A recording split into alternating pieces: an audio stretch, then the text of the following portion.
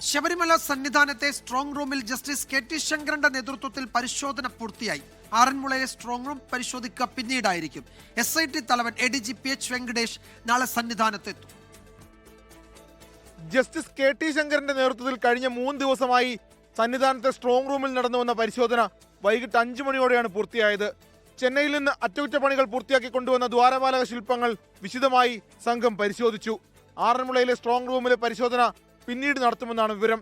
കഴിഞ്ഞ ദിവസം സന്നിധാനത്തെത്തി സ്വർണ്ണ ഇടപാടുമായി ബന്ധപ്പെട്ട ഫയലുകൾ പ്രത്യേക അന്വേഷണ സംഘം ശേഖരിച്ചിരുന്നു.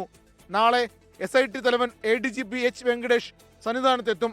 ഇതിനു മുന്നോടിയായി പത്തനംതിട്ടയിൽ യോഗം ചേർന്നേക്കും. ഇന്ന് തന്നെ പത്തനംതിട്ടയിലെ സംഘത്തിന്റെ ക്യാമ്പ് ഓഫീസ് സജ്ജമാകും. അതിനിടെ പ്രത്യേക അന്വേഷണ സംഘത്തിനെതിരെ VHP രംഗത്തെത്തി. ഇൻസ്പെക്ടർമാരായ അനീഷ്, ബിജു രാധാകൃഷ്ണൻ എന്നിവർക്കെതിരെയാണ് ആരോപണം. വിവാദ കാലയളവിൽ ഇവർ ദേവസ്വം വിജിലൻസിൽ ഉദ്യോഗസ്ഥരായിരുന്നു. ഇത് അന്വേഷണത്തിന്റെ വിശ്വാസ്യതയെ ബാധിക്കുമെന്നാണ് VHP ആരോപണം. വിഷയത്തിൽ ഹൈക്കോടതിയെ സമീപിച്ച സംഘടന CBI അന്വേഷണമാണ് ആവശ്യപ്പെടുന്നത്. 24 പത്തനംതിട്ട. ലോകത്തെവിടെയായാലും ഏത് സമയത്തും 24 വാർത്തകളും ഓഗ്മെന്റഡ് റിയാലിറ്റി പാക്കേജുകളും എക്സ്പ്ലെയിനറുകളും വിശദമായി കാണാൻ ഞങ്ങളുടെ YouTube ചാനൽ നിങ്ങൾക്ക് സബ്സ്ക്രൈബ് ചെയ്യാം.